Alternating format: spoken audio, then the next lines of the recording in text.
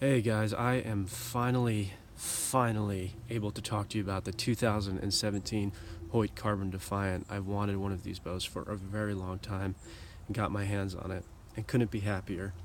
If you're wondering what this bow is all about, I'm here to tell you in case you're interested in picking one up yourself. So when compared to the 2016 model, this bow is virtually identical in terms of mechanics.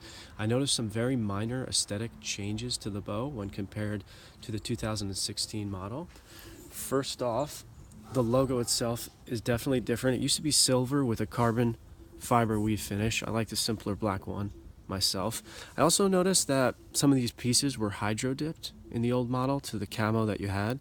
They are no longer, at least on my bow. I do not mind. Moving on to the actual mechanics of the bow described on HOYT's website, you are still using the DFX cams on this bow, which are highly praised because they claim to allow the bow to shoot and feel like a longer bow, with an axle to axle length being a few inches greater than what the bow itself actually is. This bow happens to be a 31-inch axle to axle bow, but at full draw with the DFX cams, they claim it'll shoot more like a 34-inch axle to axle bow, and so on. That will hopefully improve the forgiveness of the bow itself and make you a better shot when you're trying to take down your game, or if you're just trying to hit a target for fun. You have the zero torque cable guard system, which is also present in most of HOYT's bows. It may be present in actually all of their bows, but they claim that it's different than any other cable guard system on the market because the engineers designed it to be reverse mounted when compared to any other cable guard system. And the point of this is to negate torque that's produced when you pull the string back, and these cables have to get out of the line of path of the arrow itself. I don't know if it works. I feel as though the bow itself is amazing, so I do believe that the engineers did take the time to create a meaningful change. You have a carbon fiber rod for the string suppressor here. That deadens some of the vibration. I love it. I'm coming from a very entry-level bow. I started out shooting just a few years ago. Picked up a Bear Cruiser, thought it was great, but eventually wanted to step up to the big leagues and went for it. This is, as I said, the 31 axle to axle bow. It is 3.6 pounds, which tends to be slightly heavier than other carbon fiber bows in the tier that this bow falls into. The PSE is a 3.2 pound bow, and there is also another bow. I think it's a Bowtech bow that's around 3.2 pounds, but that might just be for the female bow variant. So it kind of, falls a little bit in the heavier range, but it's not that bad. We're talking maybe half a pound, and it's really nothing. And what you're getting in other areas with this bow in terms of, the HOYT brand is amazing. It's above and beyond for sure in terms of quality.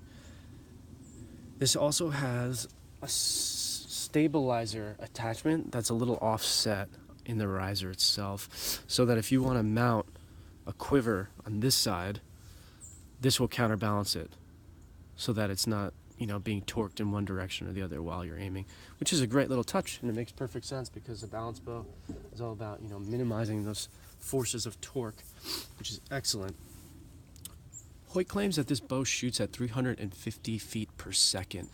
In my research, I found that most videos of other people testing out this bow's speed were in the ballpark of about 305 to 310. I don't know the exact parameters they were using when they were measuring it. I may have even seen a few videos at around 320, but there may be certain parameters where they did get it up to that high speed.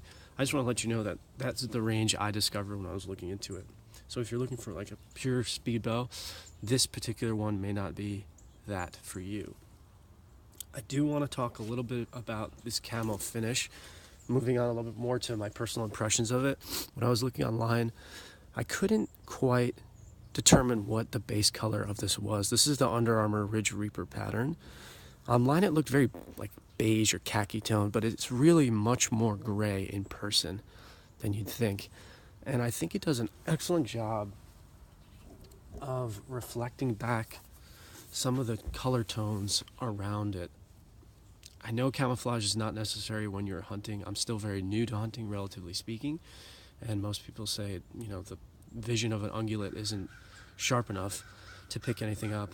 But since I'm still newer, I like the confidence of knowing that the bow that I have might absorb and reflect tones in the area, so there might be less contrast between my bow and the background, which may give me a little bit more time to detection during my hunting season. I'm going to stop this video and upload a second one of me actually shooting it and talking a little bit about how it feels in the hand. So I hope this does help. My last little bit of information for you is that when I placed the order, it took about a month and a half to get the bow. So if you are transitioning from one bow to another, it might be wise to keep that old bow so that you can maintain that strength while you're preparing for the new one, because I took a month and a half, almost 2 months of a break before I got this new bow. So, getting back into that draw weight felt a little weird for me. That's just something you need to know. It's totally worth the wait. Just something to keep in mind. All right, guys. I'll talk to you in a bit.